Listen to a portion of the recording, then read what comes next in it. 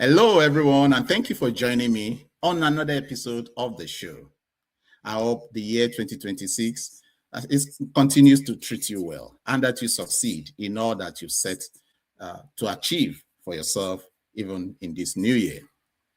In today's episode of the show, I'll be taking a further look at Nigeria and the state of preparation for the 2027 general election, which is all but a year away.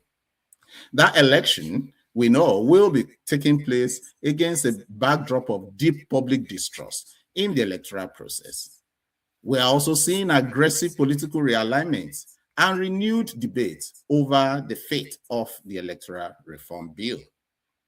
With the National Assembly considering amendments to the Electoral Act, concerns over elite capture, and warnings about electoral bandits that are undermining democratic institutions, the path to 2027 raises urgent questions about the future, about electoral competition and accountability in Nigeria.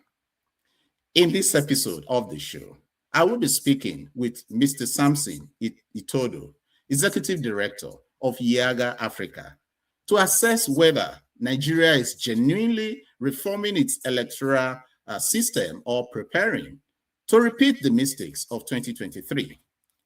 Our conversation will examine the political implications of the mass defection that we see, particularly of governors, into the ruling All Progressives Congress. As of the last count, we have 31 governors who, out of the 36 state governors in Nigeria, who are now members of the ruling party. We'll also examine the readiness and credibility of INEC's current leadership and what civil society organizations, particularly election observer groups, must do differently to protect electoral integrity come 2027. Samson Itodo is a leading Nigerian democracy advocate and election expert. He is the executive director of YIAGA Africa, a prominent civil society organization working on electoral integrity, civic engagement, and democratic accountability. Samson has played a central role in election observation, reform, advocacy, as well as youth political participation initiatives in Nigeria and across Africa. He is widely recognized for his very strong views on election administration, political accountability, and democratic resilience. It's my pleasure to have Samson join us on the show today. Thank you, Samson, for joining us on the show today. So let me start, very directly. Recently, you were quoted as describing, the political actors in Nigeria, or maybe the general political environment, and you use the term political bandits. Can you tell us what you really mean by that, that description? I know you were talking in the context of the delayed amendment to the electoral reform, to the election law, the amendment that is still languishing in the National Assembly, the Senate precisely. Tell us more about this and why did you use such strong terms? Well, thanks for having me. I can't remember which occasion was that, but the point I was trying to make is you have individuals or groups of individuals that hold the political system to ransom and use all forms of tactics just to ensure that they structure the political process in a way that it confers electoral victory to them at the expense of the collective will of the people. A political bandit is anyone who instrumentalizes violence just to secure power. A political bandit is anyone who ensures that every opportunity citizens have to exercise their rights and express their will, that those opportunities are taken away from them. And what then is democracy if citizens are unable to be vocal and participate in the process? And I did say that you have a situation where the biggest challenge of Nigeria's democracy, is the ruling, some section of the ruling political class that are less interested in playing the game of politics by its rules, that are less interested in public interest, and all they seek to do is to weaponize democratic instruments just to perpetuate themselves in office. And those are bandits. And that's why I use those terms strongly, because the kinds of experiences that people have with the electoral system or the political system could only be perpetrated by bandits. All right. All right. I mean, I just found that description quite interesting. And given the overall context in which Nigeria finds itself over the last couple of years, we've used that term, bandits and so on. So I said, okay. But still on that, I do we sense some level of frustration, coming from someone like you who is very active in the advocacy space, demanding good governance, better electoral reform, laws for the country to promote more credible elections, obviously. So my question in a sense is, as we look ahead to 2027 against this backdrop, what stands out to you as the biggest, risk to Nigeria's electoral democracy? I think there are several risks, but also staying on this issue about political bandits or bandits. In today's Nigeria, bandits are shielded by the laws, are shielded by the powers that be. Bandits have become, a group or agents that engage the state and negotiate with the state on how resources should be deployed. Democracy is about the people. When government is taking decisions, it should consult with the people because their legitimacy derives from the people. But a situation where you have political leaders and negotiating and engaging with bandits and bandits holding territories, what then is the difference between those bandits in the forest and those who sit in our hallowed chambers making laws and deciding for us? There isn't any particular difference, because if you look at even the quality of elections, only a bandit will deploy thugs to disrupt elections. Only a bandit, and political bandit will try, to emasculate the entire political space and not allow whether opposition actors or citizens to breathe. So when you think about the threats to Nigeria's democracy, I'd say first it begins with the ruling political class and just their inability to appreciate the whole concept of legitimacy, the concept of inclusion and accountability.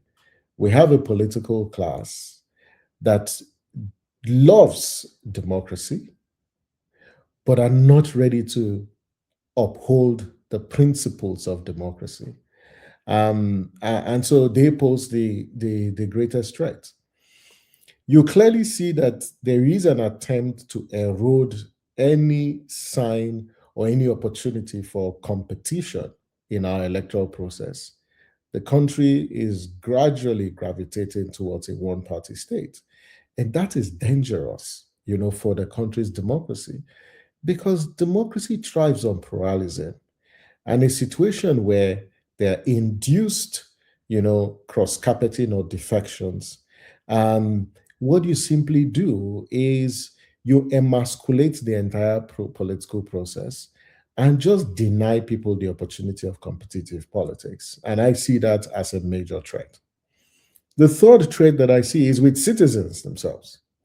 And there is this cynicism and this lack of confidence in the electoral process. And citizens are particularly not interested, in engaging the process because there are multiple issues begging for their attention.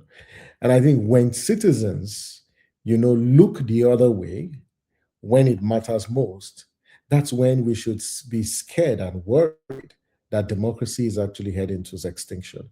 Because citizens' vigilance is really critical. And a situation where you see this level of turnout at elections or post-elections, you don't see this massive mobilization to continue to hold political leaders to account.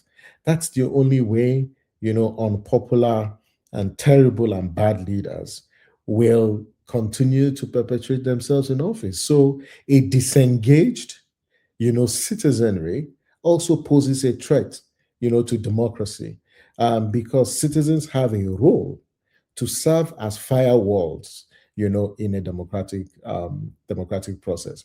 Of course, we can talk about the weak state of our institutions and what, in my view, I call the triangle of compromise. And this involves three major institutions: the judiciary, the security agencies, and the electoral commission. And that institutional collusion with these three institutions can potentially undermine, the credibility of any electoral process, but also hurt and threaten Nigeria's 27 years democracy. The picture you just painted for us, should we surmise then that Nigeria will be entering the 2027 election much weaker than we were in 2023? Because, you've made this analysis, weaken civil society, the recklessness in a way of the ruling political class, and the compromise between the different arms of government rather than being a check on one another. So are we entering 2027 much weaker as a democracy, as an electoral democracy, than we were in 2023? Absolutely. We are, for a plethora of reasons. First, when you look at, the three dimensions of accountability, and let's look at, the role of institutions like the National Assembly, like the media, like the judiciary, to prevent and limit executive overreach. You clearly see that these institutions are being captured. And so when these institutions are captured, you weaken the entire fabric of our democratic experience.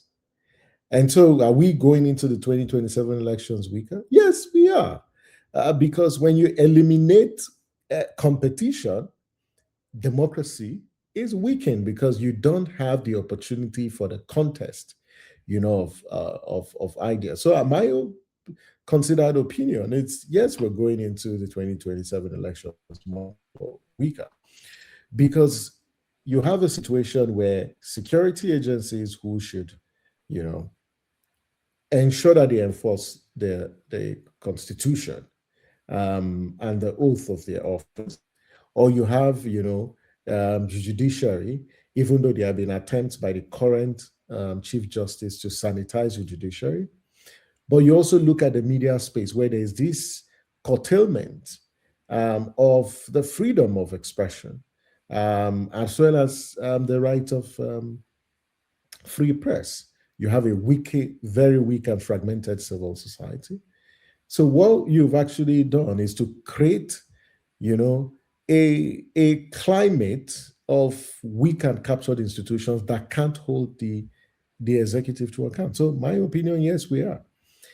The only place I see hope is if citizens decide to push back on authoritarian encroachment. And this is where active citizens mobilization. I'm excited with what I see on social media with citizens continuing to demand for accountability. We need more of those kinds of action and citizens' action. I think there are existing civil society organizations who have not kissed the ring or bowed to bow, who are, resolute in protecting and defending democracy despite attempts to intimidate and clamp down on civil society. I think that there's still an opportunity, for some level of solidarity between the media, civil society, religious and traditional, traditional institutions. the kinds of international solidarity that we once enjoyed prior to the 2023 elections, it's partially non-existent with what's happening across the world. So we are going into this election with a lot of concerns, but my sort of hope still lies on citizens' vigilance. We also see some institutions, demonstrating some capacity to assert their independence, like the new chairman of INEC continues to restate his commitment to ensuring that INEC's independence is protected. We see that as an opportunity. I also see an opportunity in this generation of Gen Zs that we have who are not prepared, to adopt any traditional approach of civic organizing and want to mobilize their energy and their talent and their resourcefulness, to engage the process. So whilst there are concerns, there are still, some opportunities that I see ahead of the 2027 elections. Really, you've described the challenge of electoral competition, and in part of your opening statement, you did reference the fact that the playing field, as it were, looks one direction. Right to describe what is currently going on in Nigeria as a one-party rule. Hear me out. I've listened to so many analyses, and against the backdrop of the defection of many governors and their associates, whether in the State House, in the National Assembly, into the All Progressives Congress. Is it as simple as that all these people are being influenced or coerced for one reason or the other to join the ruling party, or it's symptomatic of something deeper about the state of parties and their existence in Nigeria? And do you see Nigeria becoming a one-party state? And why should anyone say Nigeria is is dovetailing into a one-party state in a country where we have well over over a dozen political parties? Is the focus not so much on maybe one or two parties, and that is driving analysts to describe Nigeria as or even politicians themselves to describe Nigeria as falling into a one-party state? Are we just looking at APC, PDP, and then other parties don't exist? Well, there have been attempts by the ADC to position itself as the strongest opposition. We hope that they emerge because it will strengthen the quality of electoral competition, because you do need competition, and you take competition out of democracy or electoral process, all you simply have is just one party rule. When you look at the National Assembly, as of today, the ruling party has not just majority, but it's able to pull through any proposal, any legislation, without even the vote or the support of the other parties in the National Assembly. When you look at the states, for a party that had only 19, for a ruling party had only 19 states, today they sit at 29 states across the federation. Some of the states that, you still have governors from other political parties, they're clearly one leg in and one leg out. You can't particularly say that they are in the opposition. They're somewhat also fraternizing, with the ruling party. So to a large extent, when you have these structures in place, you can clearly see that there is an attempt, to ensure some level of party domination or dominance across the entire country. And when you have that, what you simply have is a one-party rule, especially in a context like Nigeria, where institutions of accountability are very weak. And why do we think that, politicians are defecting to the ruling party? There are several reasons, even though we're not privy to some of the deals that are being struck. But the communication from the ruling class to voters is that voters don't matter.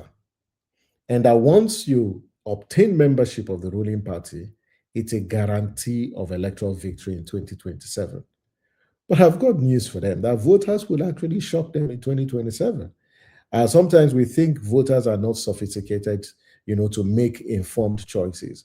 But we've seen where in the last election, incumbents also lost their elections. There were governors who wanted to come to the Senate, but they lost, their election. Yes, the 2023 may be a different contest, 2027 is a different contest, but the place where we are, especially in a context where all the other agencies of protection in a democracy, whether they're security agencies, whether they're judiciary, when they they act as though they exist, to protect the incumbent government, you've got to be worried that the entire country is turning blue, and blue in this case depicting the party of the ruling government. That should be concerning to every Nigerian, and especially when it is really discussed, in the public, and it's projected as though some of these defections were not willful. There were either some level of blackmail or there's some political negotiations or calculations. Because I can't explain, what's the rationale behind some of the defections. And it says, a lot about our level of party development. That in actual fact, we don't really have strong and viral political parties. Because if we do, the way and manner, people defect, they would have done so with some measure of restraint. And why was the ruling party the go-to party? Why weren't other political parties a party of choice? And the reason why, this is happening is because there's some level of alignment across all the political parties. I just hope it is ideological alignment, or there may be interest alignment. And sometimes interest may not necessarily be around ideology. It could simply be about the kinds of gratification or proximity to power that positionality within political parties grants political actors. Well, I like how you landed that. As someone also who is no stranger to the politics of Nigeria, I think these guys are able to move from party A to party B because they all belong to the same parent. And, it's not so much about ideology. It's just about my interest. Because it's funny that you find folks who were previously, in the vanguard of leading a party like PDP. I'm going back as late as 2013 now, who found it very easy to jump ship and move into APC then. And then come 2024, those ones are now saying APC is the worst thing that has ever happened since, elections were invented and everything is. So you can also find, this dynamic just playing out. It's not so much about the ideology, but about what is in it. But you, yeah, go ahead. Exactly.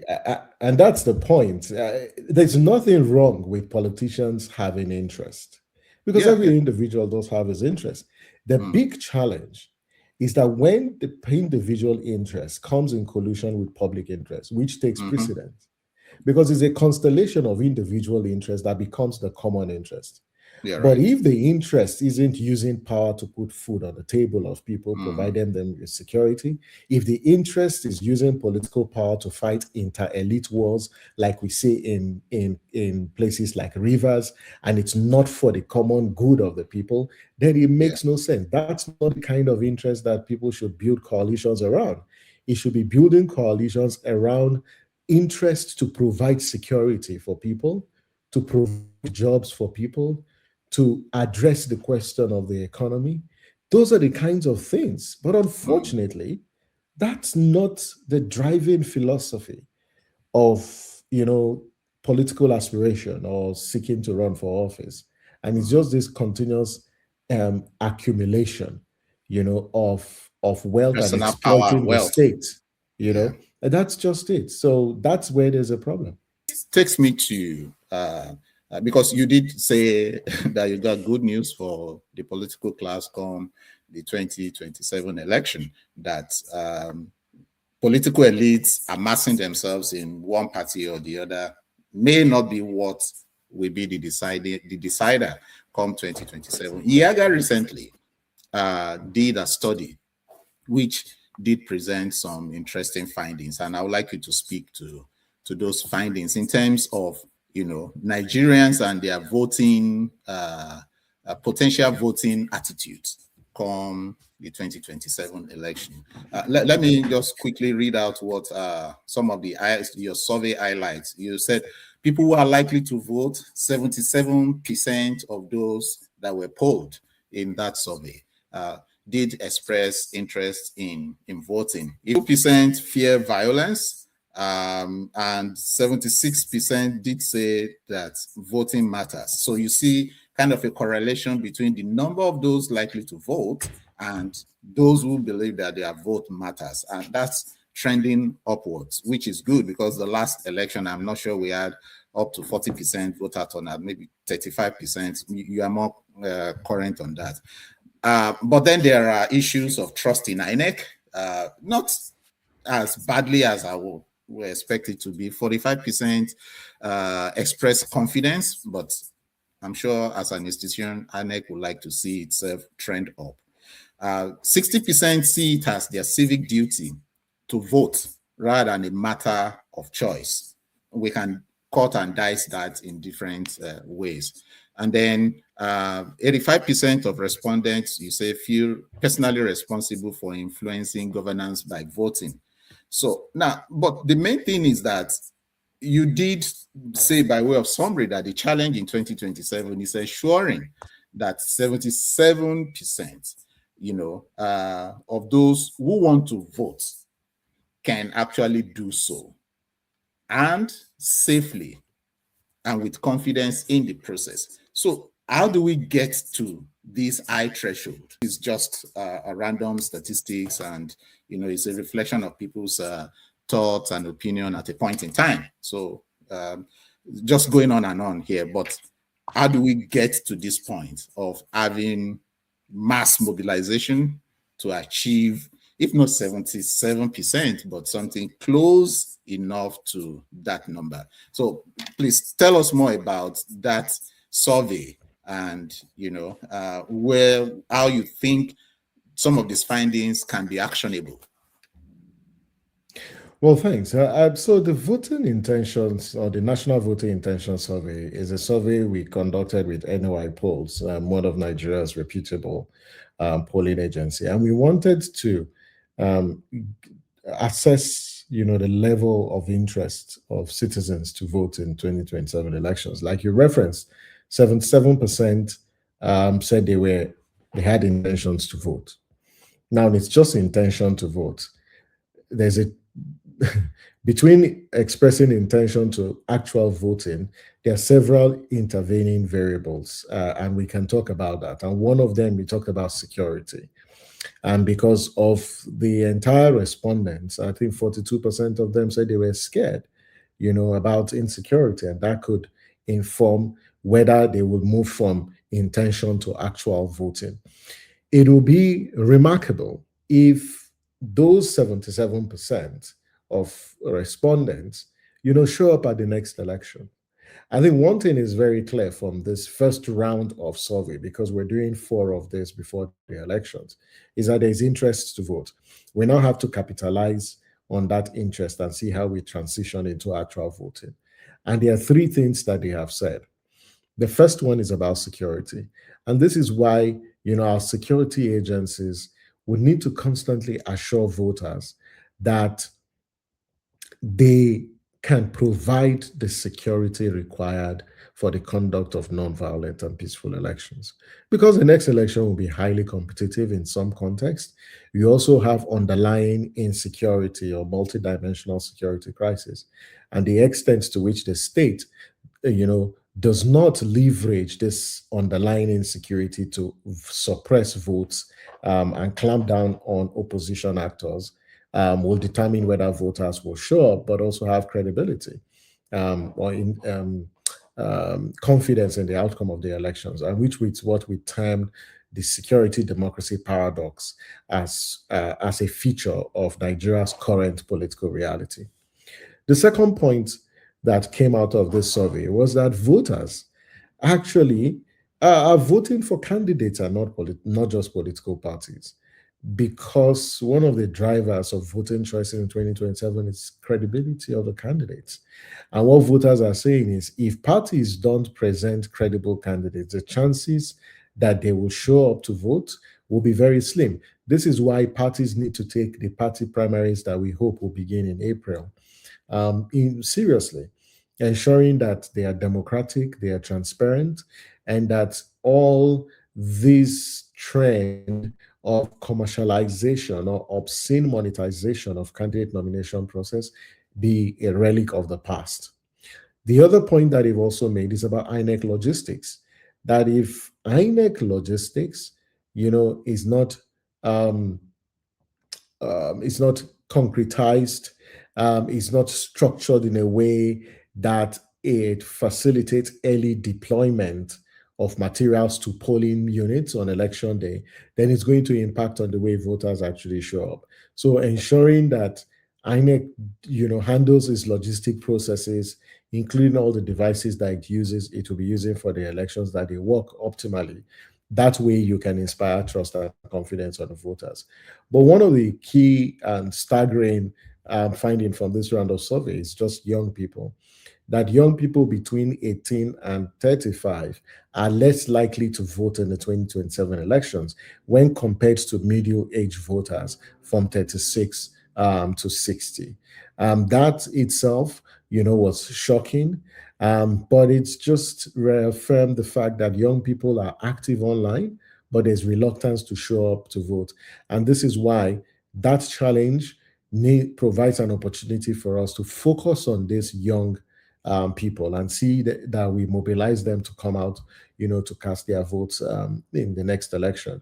But they only do so if they trust INEC. Yes, 45% of respondents say they have confidence in INEC. Whatever the case is, more than half of Nigerians don't trust INEC. And so INEC needs to undertake, the planning of the 2027 elections with the conviction that they will, and the commitment that they will uphold transparency and accountability in the 2027 elections. And it begins with consistency in decisions taken with respect to party nomination, with respect to party registration, with respect to the collation and transmission of results, but more importantly, with how it resists any authoritarian encroachment or interference with the work of the commission by political actors, whether at the federal or the state or at the local government level. All right, thank you. Just one more question, last question on that before I move on to my next question. In polling attitudes of young people, did you attempt to determine the geolocation of those young people? Hear me out. Sometimes we poll and you might have diluted polling because you have Nigerians, they are, but who are not necessarily based in the country. So you may find that you also have young Nigerians who've migrated out of the country who are responding to this. So in a way, how pure is that data in the sense of the actual young people that you polled, and given the worry you expressed that they're active on social media, but then they don't come out on election day? Was there deliberate attempt to ensure that you don't have Nigerians in diaspora who sometimes speak their mind because they know nobody's going to touch them where they are, so, and then they say what they want to say. So I'm just curious about that. Okay, with respect to the sample, we had a sample size of 1,500. It was a telephony interview conducted only in Nigeria, in the 36 states of the Federation and the FCT. The interviews were conducted in 5 different languages, including Pidgin, and it was conducted between the 1st and the 5th of December 2025. When you look at the distribution, yes, they are mainly Nigerians in both rural and urban areas. And I don't have the data before me in terms of the distribution of different age categories. So this was not just targeted at young people, it was targeted at citizens between different age categories. We had young people between 18 and 35. We had young people, we had citizens between 36, and 60 and above. That sort of biographical data is clearly outlined in our report. But one of the things that we're also hoping to do with the second round of the survey is to take a special focus on young people in the next round of surveys. So it's one of the lessons that we're learning from this, that is a great need to continue to interface and engage with young voters, especially the ones in Nigeria. But we didn't interview any Nigerian outside of Nigeria. So it was only conducted in Nigeria. Okay, thank you for that clarification, and kudos to you and the team for such a professional job. So we look forward to the next round. Let's go on to the fate of the fate of amendment to the election law. Now, the National Assembly is still tinkering with it. You wrote recently, Premium Times, sorry. Premium Times. So what are the key provisions in the proposed amendment that you think Nigerians should really be paying attention to? Well, there are proposals in the current Electoral Act, but in our view, there are 5 major landmark provisions in the 2026 electoral bill. The first one is electronic transmission of results. Electronic transmission of results is clearly highlighted in the current bill, and that is one demand that Nigerians have made, electoral stakeholders have made, that one way to ensure transparency of our electoral process is to legally mandate compulsory electronic transmission of results. So that's one. The second provision in the bill clearly outlines and compels collation and returning officers to compare results transmitted electronically and those transmitted physically. That in collation, the electronically transmitted results and the hard copies must be compared before a declaration, it's made. That's one provision in the bill. The third landmark provision in the bill is one that seeks to address, voter disenfranchisement occasioned by INEC's poor management of logistics in relation to PVCs. The proposal or the bill contains a proposal that voters can download their voters card from INEC website, and then that voters card can be used, for voter accreditation on election day. And so the whole saying no PVC, no vote becomes obsolete, because in the previous elections, the names of voters will be on the register, but because they do not have their PVCs, even when it's as a result of INEC logistic failure, those individuals and Nigerians cannot vote. So this particular bill contains, provisions that allows the download of electronic voters card from the INEC website. The fourth landmark provision is the one, that relates to the political parties' voter register of members. The current bill compels political parties to maintain updated, verifiable, and accurate digital register of their members. And that register must be submitted to INEC. And failure to do that in an election will mean that the party will not present candidates for that particular election.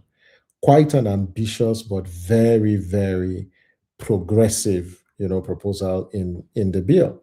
And we shouldn't be surprised that currently the APC, the ADC, they are all involved in electronic registration of their members. All these, I guess, is in anticipation, of the current bill. But there are problematic provisions in the bill, which I have highlighted in my latest piece on the Electoral Act. The first one is that currently INEC has the power to review results declared under duress after 7 days from the date of declaration. INEC has that power of administrative review. But that power needs to be activated when INEC receives a report.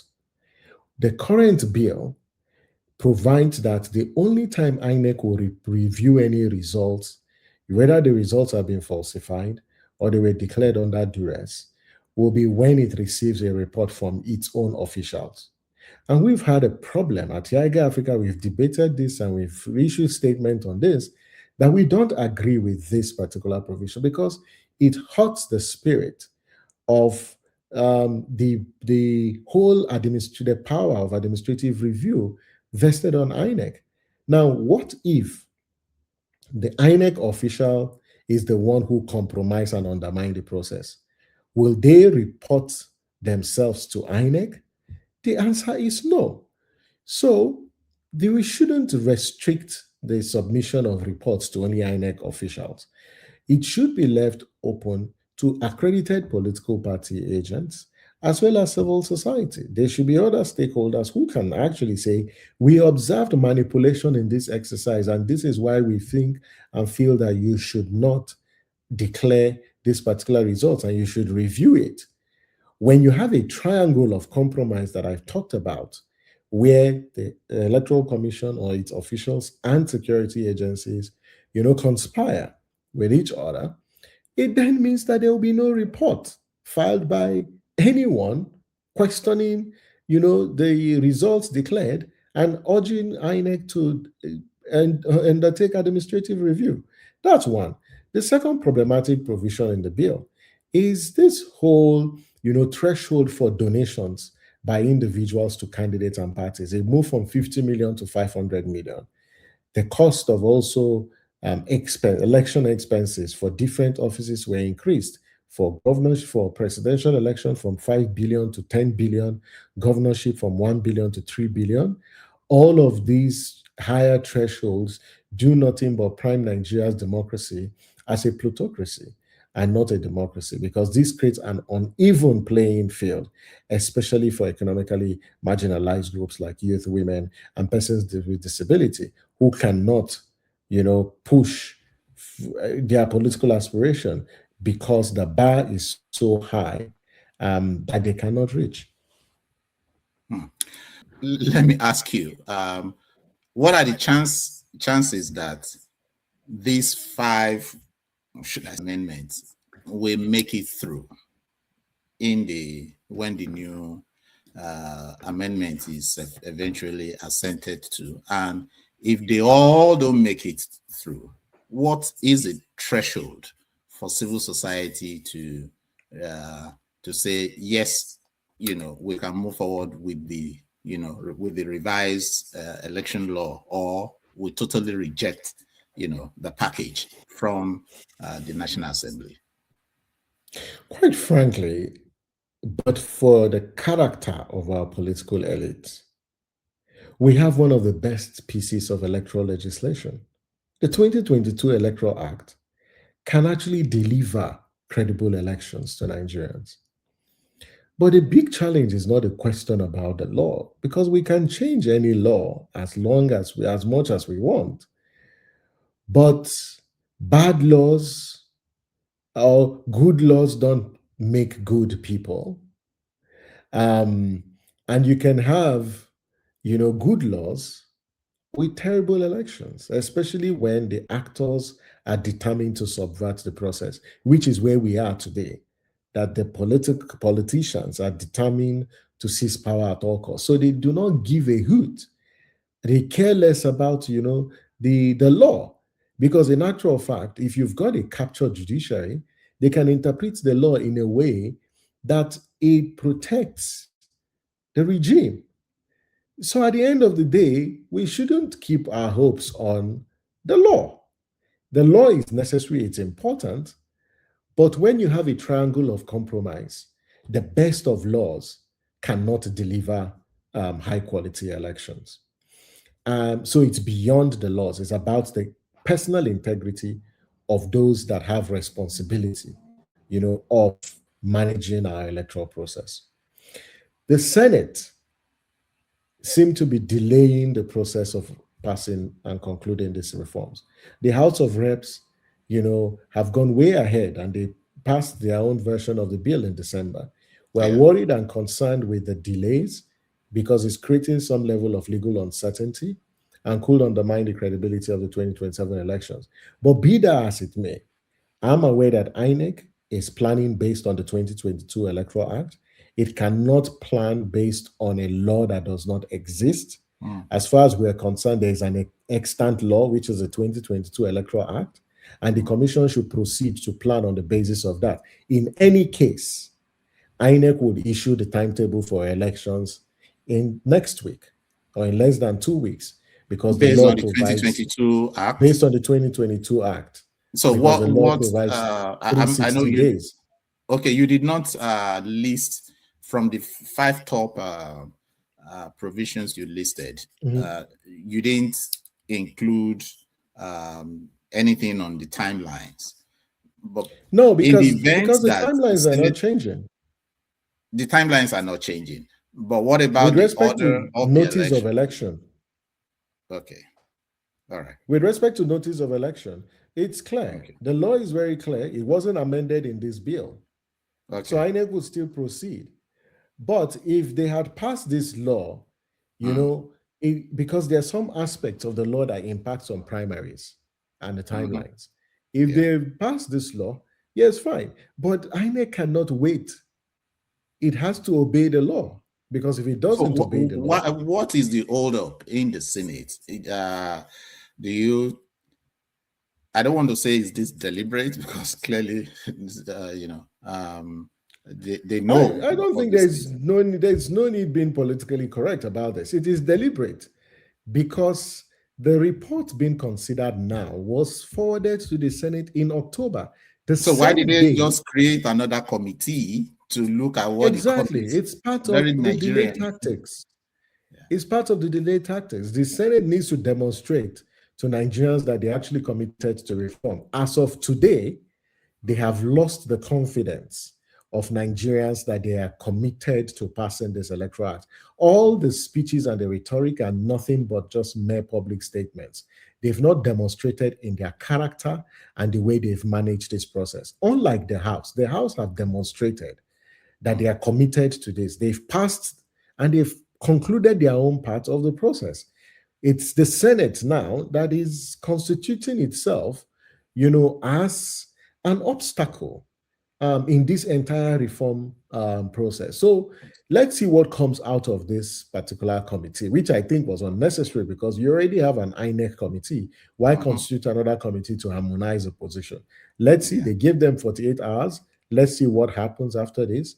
But this is the same National Assembly that passed the National Anthem Bill in a matter of hours.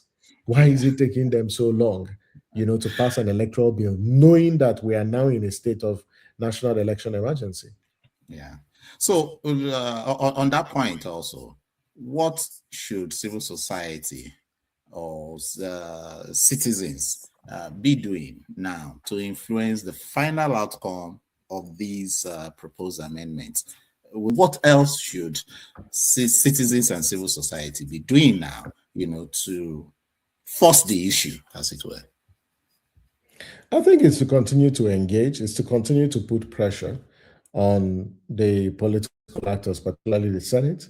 And when the Senate concludes its own process, it's for the National Assembly to accelerate the process of harmonization and transmit out to the president. And when it gets to the president should, without further delay, also assent to this. It's not another time to start setting up one committee or the other to review this, because the elections are already here. So I think it's just a question of legacy and to continue to persuade those who are involved in this process that we need to conclude this process because of the credibility and the legitimacy of the 2027 election. So I think that's what citizens need to do. And citizens need to call their lawmakers, continue to engage, and also continue to hold our institutions to higher standards. And that's the best that I would say that's what the civil society or media and citizens can do at this point is pressure, pressure, pressure to ensure that the provisions of this bill don't go to naught because we need electronic transmission, compulsory electronic transmission in the 2027 elections if citizens are going to trust that their votes will count. I'm rounding up shortly, but before I ask the very last question, let me ask you about this. If Nigeria fails to pass these amendments on time, though using that word phrase on time is perhaps a form of a paradox now because we're already behind, in terms of the timeline. Mm-hmm. What will be the implications for our electoral democracy going forward? Quite frankly, I think that if this act is not passed, it will dampen, citizens' interest as well as their appetite for continuous reforms. Because the act does contain provisions that can deepen the integrity of the process. I think for some Nigerians, if you don't have electronic transmission of results, then there's no point actually showing up. It would also, erode the trust that citizens have, no matter how little, for their elected leaders, because it is clear testament that they are there to advance their own interest and not the interest of the public. And that leads to, broken trust. And when there's broken trust, there's no way any government will succeed because you need the trust of citizens to succeed, as a government or as a democratic institution. I think the other point is it would also delegitimize the 2027 elections. Unfortunately so. Even though my belief is with the 2022 Act, we can still have the best of elections if and only if our politicians will learn, to play the game by its rules, would allow INEC to conduct free and fair elections and not make attempts to corrupt, and capture those institutions or seek power at all costs. We can still have the best of elections with the Electoral Act. Unfortunately, we just have a political class that think that it is impossible to win elections in Nigeria without an election rigging plan. And that is the bane of our problem. All right, thank you. One last question. I know the new INEC chair is someone you're very familiar with. I'm not asking you to grade your professor, but so far, what's your level of confidence in Professor Amopitan's capacity to deliver a credible and fair and just election in Nigeria? I don't have any doubt in Professor Amopitan's capacity to deliver credible elections. I am confident that he has everything it takes to do that. The bigger question is whether the systems would let him do that. And this is why, I welcome his rhetoric about the INEC's independence. He has made some commitments and to assert the commission's independence. I will give him the benefit of doubt to see how he does that, especially with key elections underway, but also how INEC manages the primaries. Because during the party nomination, those are times that INEC comes under intense pressure about which list should it accept from political parties and whether political parties met certain criteria or meet certain conditions. He's demonstrated he's interested, in electronic transmission of results and continuous automation of our electoral processes. I will give him the benefit of doubt, but Nigerians, are watching to see how he really asserts the independence of the electoral commission. But on whether he has what it takes, he has what it takes. But he needs, to ensure that INEC remains principled and activist in nature, because the level of political interference is one that is of grave concern to us. And what he does by pushing back and asserting the Commission's independence will determine whether he will continue to inspire confidence. But as you know, INEC is not just about the chairman. You have other national commissioners, you have other resident electoral commissioners that are not appointed by the chairman. And so one of the things we must note is that the entire election value chain requires certain individuals placed in certain positions. If those ones are compromised, there's limit to what the INEC chairman can do, because he's not the appointing authority. So we also have to look at this holistically. But I think as a head of the institution, a lot rests on his shoulders on what he does when there are reports of wrecks of national commissioners, of INEC officials that have undermined the process, what the commission does, how it sanctions, deviant behavior, how, it purges itself, from any form of political interference, is what will inspire trust and confidence in him and also the Electoral Commission. Wow. Well, thank you so much, Samson. I think it's going to be an interesting one. Again, as I said earlier, that you can't grade your professor, but I think a time comes when a student is able to grade his or her professor. And I think you've set, your marking scheme for the new INEC chair. So let's hope he makes a passing grade. I really want to appreciate you for the insights you've shared with us today on the show. Thank you very much. Thanks. Yeah. Always a delight. Yeah, we hope when we come knocking again, you will oblige us, because the events leading to the election are just hotting up, and there will be so many other issues that we'd like to take you up on. Particularly, we didn't get into details about your primary constituency, youth. Well, I know you're planning some other stuff, which will provide the opportunity for us to really dig in further on the participation and inclusion of young people in Nigeria in the upcoming election. Yeah. So if you have any parting words for us, please. Always a delight. Yeah. I think that the biggest threat, as much as I agree, is our political class. Uninformed voters who make uninformed choices pose a bigger threat. And I hope that citizens will rise to the occasion to show up in the next elections, not just to vote, but to protect their mandates. All right, thank you. As we close this conversation, one thing that is clear is that 2027 election will not be decided by the events on election day alone. They are being shaped right now by the laws we amend or ignore, the institutions we strengthen or weaken, and the choices citizens make to engage or withdraw. Democracy does not fail overnight. It erodes quietly.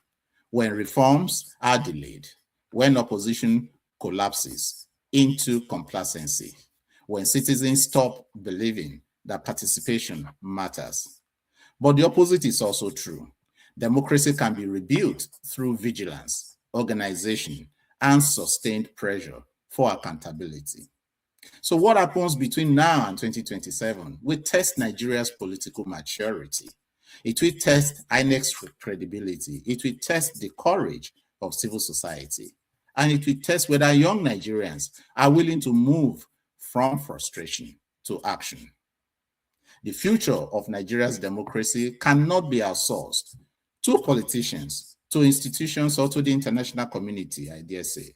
It rests with citizens who are informed, organized, and prepared to defend their right to choose. Thank you once again for joining us on today's conversation. If you have come this far and you have not subscribed to this channel, we would love for you to do so. Your support means so much to us. Please click on the subscribe button below, as well as share your comments with us, like, and feel free to share these episodes with your friends. Thank you once again, and until the next episode, I say stay blessed.